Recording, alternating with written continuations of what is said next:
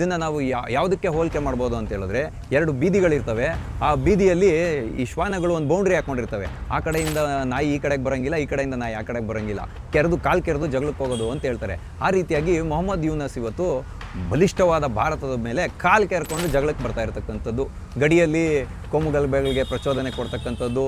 ಮತ್ತು ಇತ್ತೀಚೆಗೆ ಈ ವಕಫ್ ಬೋರ್ಡ್ದು ಒಂದು ಕೋಮುಗಲಭೆ ಆಯಿತು ನಮ್ಮ ಮುರ್ಷಿದಾಬಾದು ಈ ಕಡೆ ಎಲ್ಲ ವೆಸ್ಟ್ ಬೆಂಗಾಳದಲ್ಲಿ. ಆವಾಗ ಈತ ಏನು ಹೇಳಿದ, ಇವರು ವಿದೇಶಾಂಗ ಸಚಿವ ಏನು ಹೇಳಿದ ಅಂತ ಹೇಳಿದ್ರೆ, ಭಾರತ ಸರ್ಕಾರಕ್ಕೆ ನಾವು ವಿನಂತಿಯನ್ನು ಮಾಡ್ತೀವಿ, ಭಾರತದಲ್ಲಿರೋ ಮುಸಲ್ಮಾನರನ್ನ ನೀವು ಸೇಫಾಗಿ ನೋಡ್ಕೋಬೇಕು ಅಂತ ಹೇಳುವಂಥ ಹೇಳಿಕೆಯನ್ನು ಕೊಟ್ಟಿದ್ದು. ಭಾರತದ ಮುಂದೆ ನಾವು ಎದುರಿಸಿ ನಿಲ್ಲಲು ಸಾಧ್ಯ ಇಲ್ಲ ಅಂತ ಬಾಯಿ ಮುಚ್ಕೊಂಡು ಚೀನಾ ಸುಮ್ಮನೆ ಕೂತಿರುವಾಗ, ಮೊಹಮ್ಮದ್ ಯೂನಸ್ ಈತ ಇದ್ದಾನಲ್ಲ, ಈತ ಮತಾಂಧತೆಯನ್ನು ಮೈ ಹೊದ್ದಿರುವಂಥವನಂತರ ಕಾಣ್ತಾ ಇದ್ದಾನೆ. ಹಾಗಾಗಿ ಯಾವಾಗ ಇವ್ರಿಗೆ IMF ಇಂದ ಲೋನ್ಗಳು ಸಿಗೋಕ್ಕೆ ಶುರುವಾಗುತ್ತೋ, ಯಾಕೆ ಅಂತ ಹೇಳಿದ್ರೆ ನಮ್ಮ ವಿಶ್ವಸಂಸ್ಥೆನೂ ಕೂಡ ಇದೇ ಥರ ಇದೆ, ಉಗ್ರವಾದವನ್ನು ಮೂಲದಿಂದ ಮಟ್ಟ ಹಾಕಬೇಕು ಅಂತ ಅವರೆಲ್ಲೂ ಕ್ರಮವನ್ನು ತೆಗೆದುಕೊಳ್ಳೋದೇ ಇಲ್ಲ. ಹಲ್ಲು ಕಿತ್ತ ಹಾವಿನ ತರಹ ಪ್ರಪಂಚದ ಬಲಾಢ್ಯ ರಾಷ್ಟ್ರಗಳೇನಿದ್ದಾವೆ ಅವರ ಒಂದು ಸೂತ್ರಕ್ಕೆ ಅನುಸಾರವಾಗಿ ಕುಣಿಯೋದ ರೀತಿಯಲ್ಲಿ ಇವತ್ತು ವಿಶ್ವಸಂಸ್ಥೆ ವರ್ತನೆ ಮಾಡ್ತಾ ಇರ್ತಕ್ಕಂಥದ್ದು.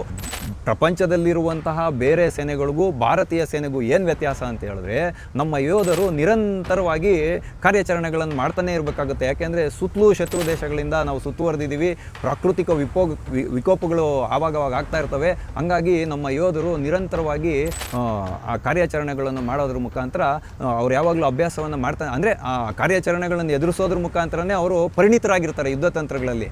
ಹಾಗಾಗಿ ಇವತ್ತು ತನ್ನ ತಾಲೀಮನ್ನು ತೋರಿಸೋದೇನು ಅಂತಂದರೆ, ತನ್ನ ಶಕ್ತಿಯನ್ನು ಶತ್ರು ರಾಷ್ಟ್ರದ ಮುಂದೆ ಪ್ರದರ್ಶನ ಮಾಡೋದು ಅಂತಲೇ ಲೆಕ್ಕ. ಹಾಗಾಗಿ ಇವತ್ತು ಅತ್ಯುನ್ನತವಾದ ಯುದ್ಧ ಪರಿಕರಗಳನ್ನು ಇಟ್ಕೊಂಡು ಭಾರತೀಯ ಸೇನೆ ಸಿಲಿಗುರಿ ಕಾರಿಡಾರ್ನಲ್ಲಿ ಇವತ್ತು ಸಮರಾಭ್ಯಾಸವನ್ನು ಮಾಡಿರೋದು ನೋಡಿ ಮೊಹಮ್ಮದ್ ಯೂನಸ್ಸು ಇನ್ನೊಂದು ವಾರ 15 ದಿನ ನಿದ್ದೆ ಮಾಡಲ್ಲ. ಆದರೆ ಈ ಯಕಶ್ಚಿತ್ ಬಾಂಗ್ಲಾದೇಶಕ್ಕೆ ಅಲ್ಲಿರೋ ಹಿಂದೂಗಳನ್ನು ರಕ್ಷಣೆ ಮಾಡೋದಕ್ಕೆ ತಾಕತ್ತಿಲ್ಲ. ಇದು ಒಂದು ಪ್ರಜಾಪ್ರಭುತ್ವ ದೇಶ ಅಂತ ಹೇಳ್ಕೊಳ್ಳುತ್ತೆ. ಇವ್ರಿಗೆಲ್ಲ ನಾಚಿಕೆ ಆಗಬೇಕು.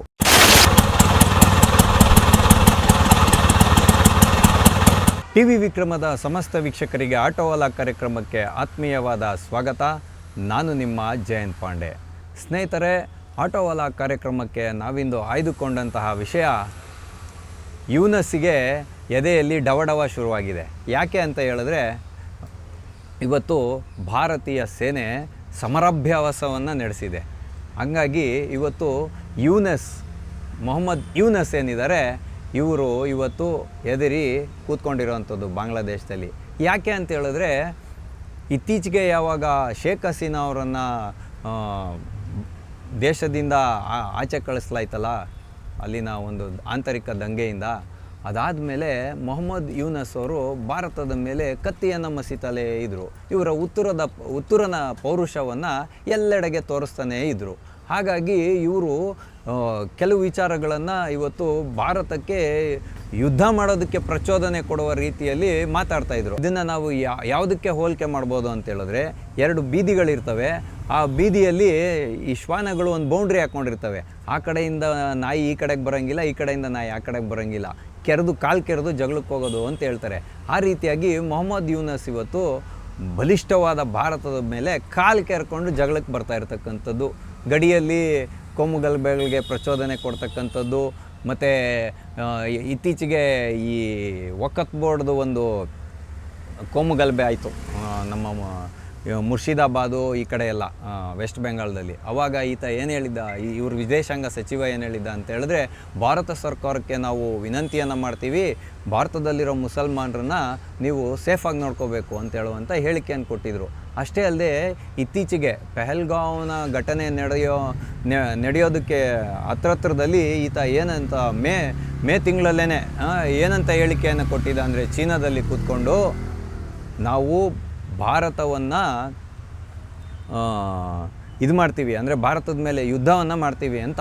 ಅಂದರೆ ಯುದ್ಧ ಮಾಡ್ತೀವಿ ಅಂತ ನೇರವಾಗಿ ಹೇಳ್ದೆ ಇದ್ರೂ ಕೂಡ ಈತ ಈ ಸಿಲಿಗುರಿ ಕಾರಿಡಾರ್ ಅಂತ ಬರುತ್ತೆ, ಇದನ್ನು ಚಿಕನ್ ನೆಕ್ ಅಂತ ಕರೀತಾರೆ. ಪಶ್ಚಿಮ ಬಂಗಾಳದಿಂದ ಸಿಕ್ಕಿಂ ಕಡೆಗೆ ಹೋಗುತ್ತೆ. ಈ ಕಡೆ ನೇಪಾಳ, ಕೆಳಗಡೆ ಪಶ್ಚಿಮ ಬಂಗಾಳ ಮತ್ತು ಸಿಕ್ಕಿಂ ಇದೆ, ಆ ಕಡೆಗೆ ಭೂತಾನ್ ಇದೆ. ಅದರ ನಂತರ ನಾವು ಈ ಈಶಾನ್ಯ ರಾಜ್ಯಗಳಿಗೆ ಹೋಗುವಂಥ ಗಡಿ ಪ್ರದೇಶ ಇರೋದು. ಇಲ್ಲಿ 23ರಿಂದ 32 ಕಿಲೋಮೀಟರ್ಗಳ ಅಂತರದ ಜಾಗ ಏನಿದೆ, ಈ ಜಾಗನ ಬ್ಲಾಕ್ ಮಾಡಿಬಿಟ್ರೆ ಬಾಂಗ್ಲಾದೇಶಕ್ಕೆ ಈ ಸಿಕ್ಕಿಂ ಸಂಪೂರ್ಣವಾಗಿ ಕೈವಶ ಆಗ್ಬಿಡುತ್ತೆ. ಅದಕ್ಕೋಸ್ಕರನೇ ಇವ್ರು ಏನು ಮಾಡೋದು ಅಂತ ಹೇಳಿದ್ರೆ, ಪಶ್ಚಿಮ ಬಂಗಾಳದ ಒಳಗಡೆಗೆ ಈ ಬಾಂಗ್ಲಾದೇಶಿ ಅಕ್ರಮ ವಲಸಿಗರನ್ನ ಯಥೇಚ್ಛವಾಗಿ ನುಗ್ಸೋದು. ಇದನ್ನು ಏನಾದರೂ ಬ್ಲಾಕ್ ಮಾಡಿಬಿಟ್ರೆ ಸಿಕ್ಕಿಂ ಇವ್ರ ಕೈವಶ ಆಗೋದ್ರೆ ಇವರು ಚೀನಾದ ಜೊತೆಯಲ್ಲಿ ಸಂಪರ್ಕವನ್ನು ಸಾಧಿಸ್ಕೋಬೋದು. ಸಿಲಿಗುರಿ ಕಾರಿಡಾರ್ ಅಂತ ಕರೀತಾರೆ. ಈ ಬಾಂಗ್ಲಾದೇಶಕ್ಕೆ ಮಾಡೋವಂಥ ಒಂದು ಕಾರಿಡಾರ್ ಇದನ್ನು ಸರಿ ಮಾಡ್ಕೊಬೋದು. ಇದ್ರ ಮುಖಾಂತರ ಈಶಾನ್ಯ ರಾಜ್ಯಗಳೇನಿದೆಯಲ್ಲ ನಮ್ಮದು, ಅಸ್ಸಾಮು, ಸಿಕ್ಕಿಮು, ಮಣಿಪುರ, ಮೇಘಾಲಯ, ಅರುಣಾಚಲ ಪ್ರದೇಶ, ನಾಗಾಲ್ಯಾಂಡು, ಮಿಜೋರಮ್ಮು, ಇದನ್ನೆಲ್ಲ ಬೇರ್ಪಡಿಸ್ಬಿಟ್ಟು ಇದನ್ನು ಒಂದು ಲ್ಯಾಂಡ್ ಲಾಕ್ ಪ್ರದೇಶ ಅಂತ ಹೇಳ್ತಾರೆ. ಅಂದರೆ ಯಾವ ಕಡೆಯಿಂದನೂ ಏನೂ ಇದಾಗೋಕ್ಕೆ ಹೋಗಬಾರ್ದು ಅಂತ. ಹಾಗಾಗಿ ಈತ ಇತ್ತೀಚೆಗೆ ನೇಪಾಳಕ್ಕೆ ಹೋಗಿದ್ದಾಗ ಒಂದು ಪ್ರಚೋದನಾತ್ಮಕ ಹೇಳಿಕೆಯನ್ನು ಕೊಟ್ಟಿದ್ದ.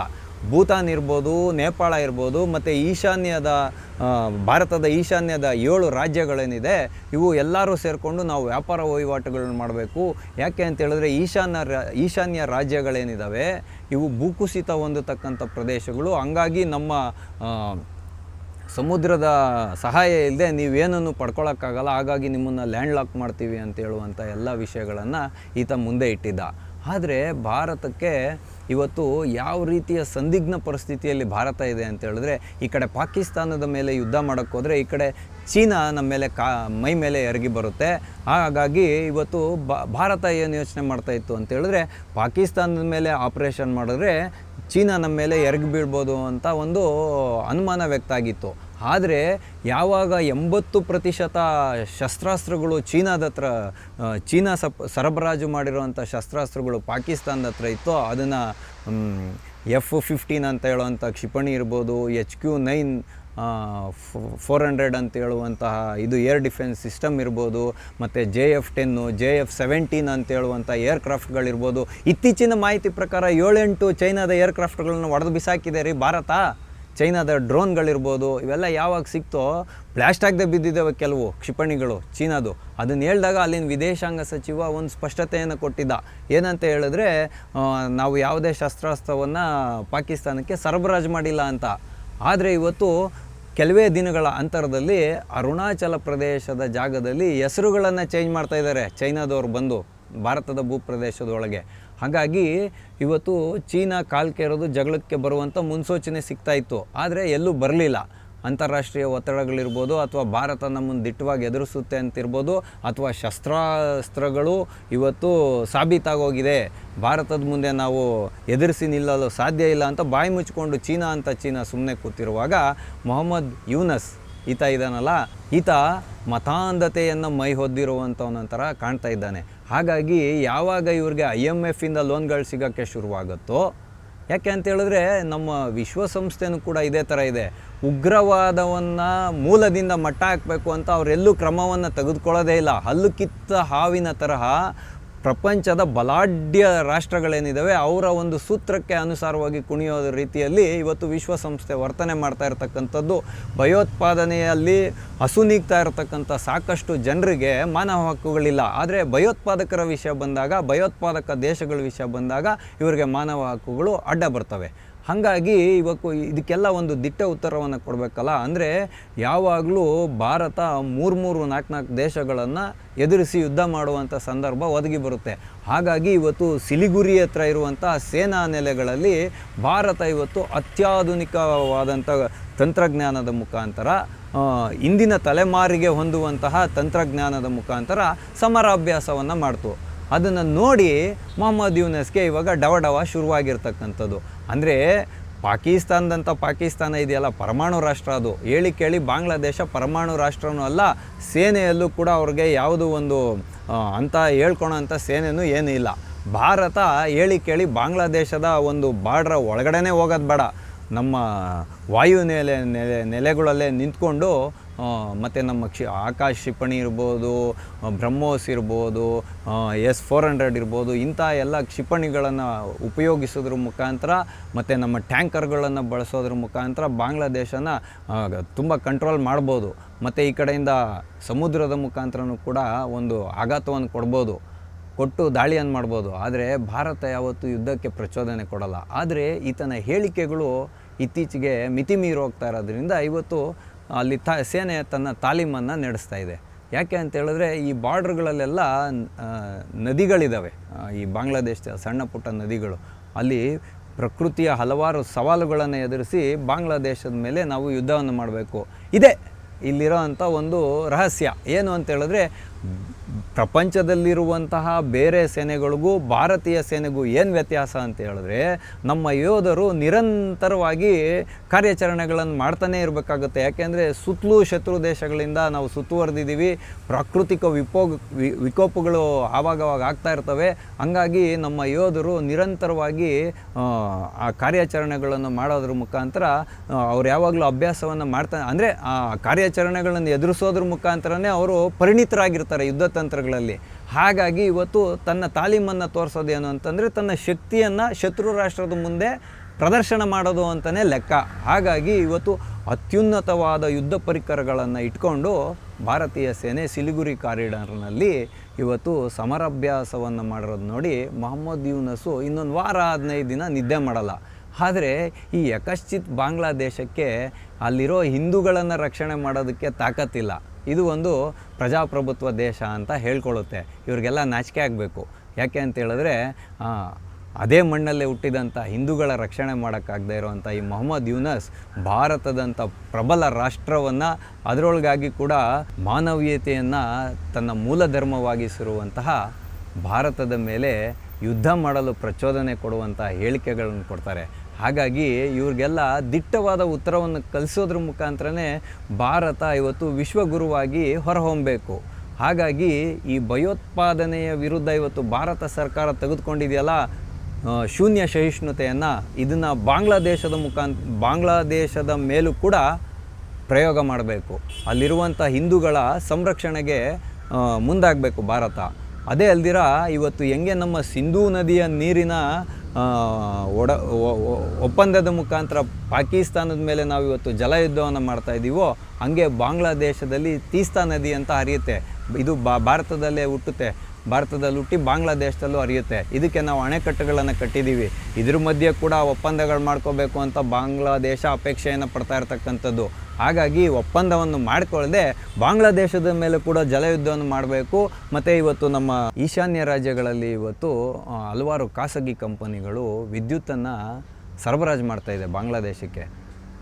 ಆ ವಿದ್ಯುತ್ನ ಸರಬರಾಜನ್ನು ನಿಲ್ಲಿಸಬೇಕು. ಮತ್ತು ಭಾರತ ಯಥೇಚ್ಛವಾಗಿ ಹತ್ತಿಯನ್ನು ಕೂಡ ಎಕ್ಸ್ಪೋರ್ಟ್ ಮಾಡುತ್ತೆ ಬಾಂಗ್ಲಾದೇಶಕ್ಕೆ. ಅಲ್ಲಿ ಜವಳಿ ಉದ್ಯಮಕ್ಕೆ ಸಾಕಷ್ಟು ಹತ್ತಿಯನ್ನು ಕೂಡ ಸರಬರಾಜು ಮಾಡ್ತಾಯಿದೆ. ಅದ್ರ ಮೇಲೂ ನಿರ್ಬಂಧ ಹಾಕಬೇಕು.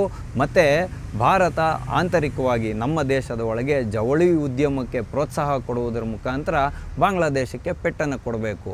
ಇಂಥ ಎಲ್ಲ ವಿಷಯಗಳನ್ನು ಮಾಡಿದಾಗ ಯೂನಸ್ಸು ತನ್ನಿಂತಾನೇ ಬಾಯಿಗೆ ಒಂದು ಪ್ಲಾಸ್ಟರ್ ಹಾಕ್ಕೊಂಡು ತನ್ನ ಕೆಲಸನ ತಾನು ಮಾಡ್ತಾರೆ. ಹಾಗಾಗಿ ಬಾಂಗ್ಲಾದೇಶಕ್ಕೆ ಯುದ್ಧ ಏನು ಬೇಕಾಗಿಲ್ಲ, ಇಂಥ ತಂತ್ರಗಳ ಮುಖಾಂತರನೇ ಬುದ್ಧಿಯನ್ನು ಕಲಿಸ್ಬೋದು. ಅದಾದಮೇಲೆ ಇವತ್ತು ಸಿಲಿಗುರಿ ಅಂತ ಏನು ಜಾಗ ಇದೆಯಲ್ಲ, ಚಿಕನ್ ನೆಕ್ ಅಂತ ಹೇಳ್ತೀವಲ್ಲ, ಅಲ್ಲಿ ಒಂದಷ್ಟು ಪ್ರದೇಶವನ್ನು ಭಾರತ ವಶಪಡಿಸ್ಕೊಳ್ಳೇಬೇಕು. ಒಂದು 20-30 ಕಿಲೋಮೀಟ್ರ್ ಅಥವಾ ಒಂದು 100 ಕಿಲೋಮೀಟ್ರ್ ರೇಂಜಷ್ಟು ಜಾಗವನ್ನು ವಶಪಡಿಸ್ಕೊಳ್ಳೇಬೇಕು. ವಶಪಡಿಸ್ಕೊಂಡು ಭಾರತದ ಗಡಿಗಳನ್ನು ಭದ್ರಪಡಿಸ್ಕೊಳ್ಳೋ ಕಡೆಗೆ ತನ್ನ ಕ್ರಮ ಏನಿದೆ ಅದನ್ನು ತಗೊಳ್ಬೇಕು ಅಂತ ಭಾರತ ಸರ್ಕಾರದ ಮೇಲೆ ವಿನಂತಿ ಮಾಡೋದ್ರ ಮುಖಾಂತರ ಇಂದಿನ ಆಟೋವಾಲ ಕಾರ್ಯಕ್ರಮವನ್ನು ನಾವು ಮುಗಿಸ್ತಾ ಇದ್ದೇವೆ. ಮುಂದೆ ಇಂತಹದ್ದೇ ಒಂದು ಕುತೂಹಲಕಾರಿಯಾದ ವಿಷಯದೊಂದಿಗೆ ನಾವೆಲ್ಲರೂ ಮತ್ತೆ ಭೇಟಿಯಾಗೋಣ. ಅಲ್ಲಿವರೆಗೂ TV ವಿಕ್ರಮವನ್ನು ಸಬ್ಸ್ಕ್ರೈಬ್ ಮಾಡೋದರ ಮುಖಾಂತರ, ನಿಮ್ಮ ಸದ್ವಿಚಾರಗಳನ್ನು ಕಾಮೆಂಟ್ ಮಾಡೋದರ ಮುಖಾಂತರ ಹಾಗೂ ಶೇರ್ ಮಾಡುವುದರ ಮುಖಾಂತರ ನಮ್ಮನ್ನು ಪ್ರೋತ್ಸಾಹಿಸಿ. TV ವಿಕ್ರಮ, ದೇಶ ನಿಮ್ಮ ಕೈಯಲ್ಲಿ. ಈ ಕಾರ್ಯಕ್ರಮ ನಿಮಗೆ ಇಷ್ಟ ಆಗಿದ್ದಲ್ಲಿ ಲೈಕ್, ಶೇರ್ ಹಾಗೂ ಕಮೆಂಟ್ ಮಾಡಿ. TV ವಿಕ್ರಮದ ಕಾರ್ಯಕ್ರಮಗಳನ್ನು ನಿರಂತರವಾಗಿ ವೀಕ್ಷಿಸಲು ಸಬ್ಸ್ಕ್ರೈಬ್ ಮಾಡಿ, ಬೆಲ್ ಐಕನ್ ಒತ್ತಿ.